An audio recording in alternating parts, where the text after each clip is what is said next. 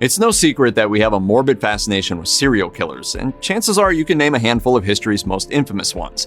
But have you heard of the woman who turned her victims into beauty products? Yeah, Ted Bundy? He's got nothing on these criminals.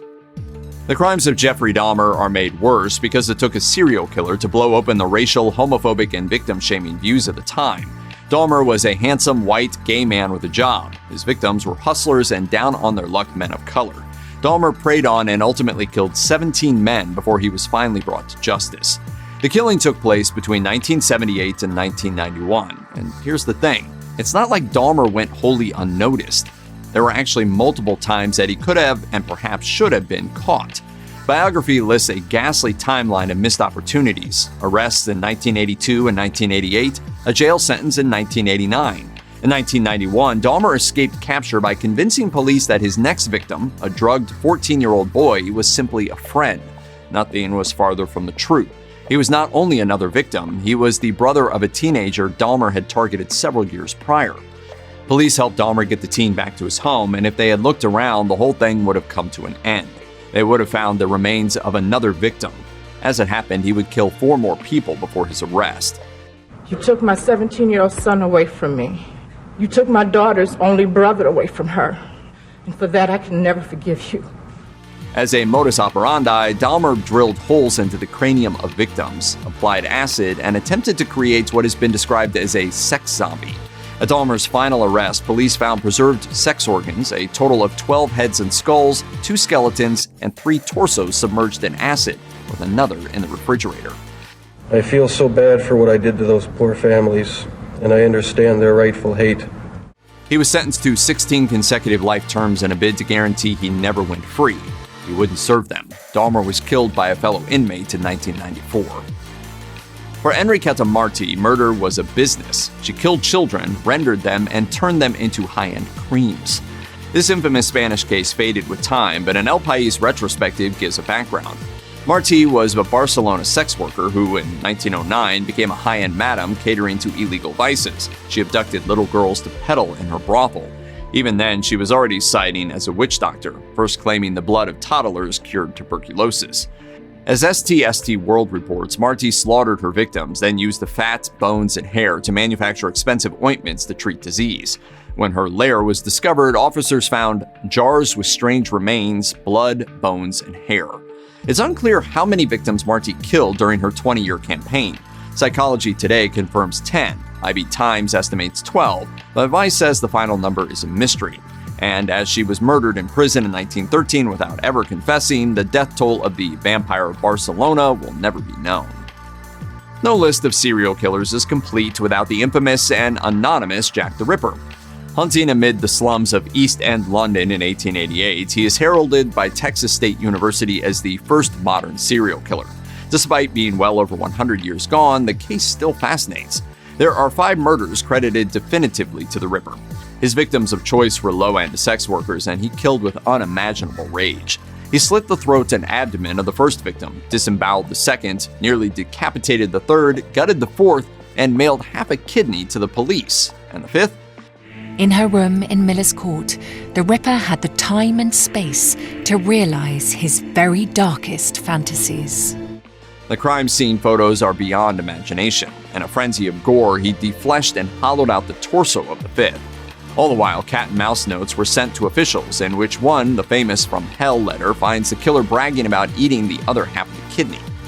Jack the Ripper was never caught, leading to scores of theories, movies, and even tours. But was the case solved?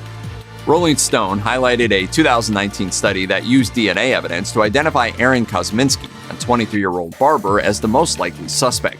A. Kosminski is indeed mentioned in 1888 transcripts. While he was not pursued as a suspect, records show he was in and out of asylums and had a particular hatred for sex workers.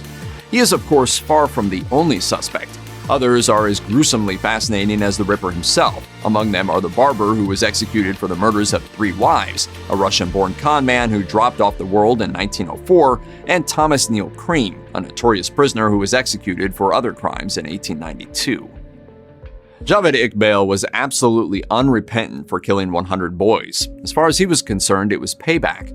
According to BBC, Iqbal was charged but not convicted with sodomy in the 1990s. This made the Pakistani man swear murderous revenge on random boys he blamed, vowing 100 kills. And he did just that. The BBC reports Iqbal raped and strangled his way through the street children of Lahore, murdering boys from ages 6 to 16. Making the case worse was the astonishing fact that Lahore police didn't even notice 100 children had gone missing until after Iqbal mailed an anonymous confession. Even more damning, officers could not catch Iqbal. Rather, as BBC reports, he turned himself in once he reached 100 deaths. Archives at Crime Library described that when they finally raided his house, officers found butchery, decomposing bodies, the chain Iqbal used to kill, and vats of acid for dissolving the remains. Iqbal himself was dismissive of law enforcement. As he felt they would kill him before trial, he surrendered to staff at a newspaper. He committed suicide in 2001 before his sentence could be carried out, execution, where he was to be chopped into 100 pieces, one for each of his victims.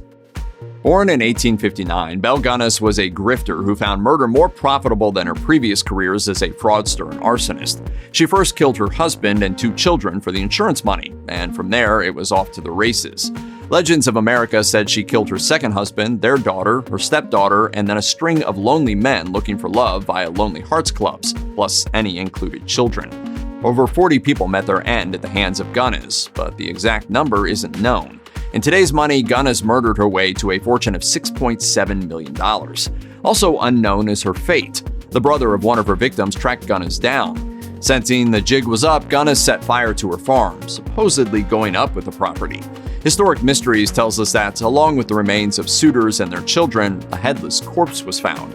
Officials assumed, but did not confirm, it was Gunness. Sightings of the serial killer continued until 1931. And it was more than a little suspicious that all of Gunness's accounts had been emptied just before the fire. Some serial killers are driven by sexual desires, others money, and still others for the thrill. The Angel of Mercy is much more sinister, hiding behind the benign face of a health practitioner. They play God.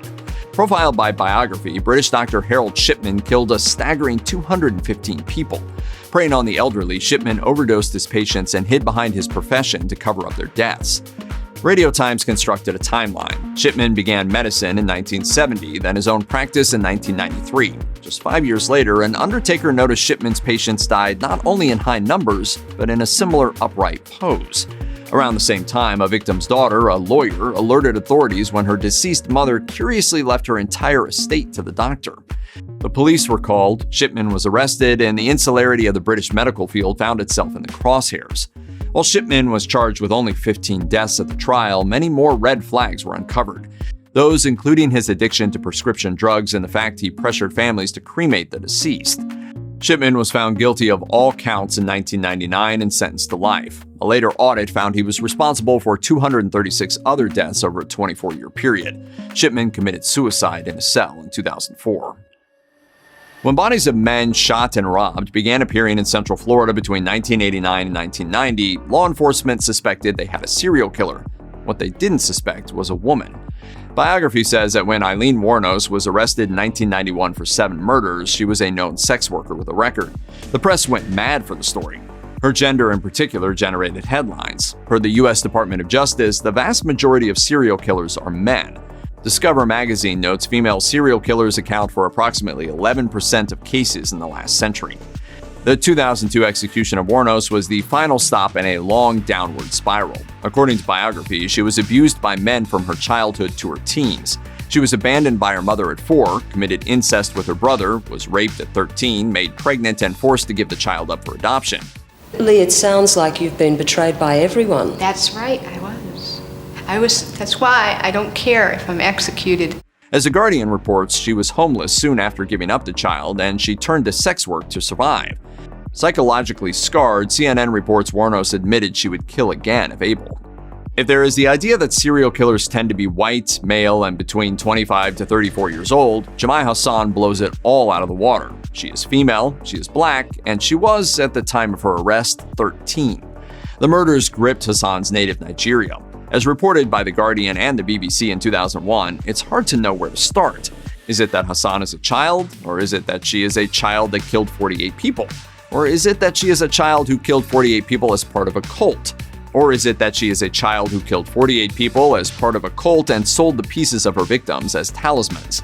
The Guardian says that Hassan's spree occurred over the 7 years prior to her arrest and imprisonment, so that means she began killing at age 6. The BBC argues that she was a victim of religion, but The Guardian counters that cultic killers are in fact common in Nigeria, and that Hassan is simply a young extremist. The sheer number of Hassan's killings, toddlers and her own father among them, leave more questions than answers. When authorities arrested Albert Fish for the murder of Gracie Budd in 1934, they had no idea how far and why the case was going to blow open.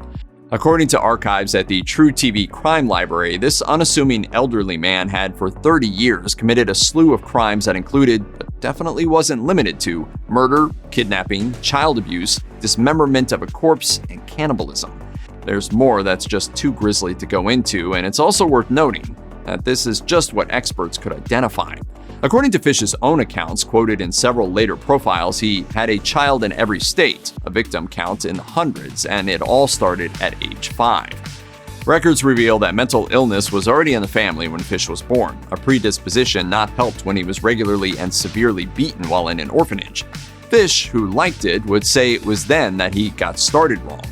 By 20, he was a sex worker preying on young boys, and on black boys in particular, because, in a sign of the times, he felt that authorities would not care if they went missing.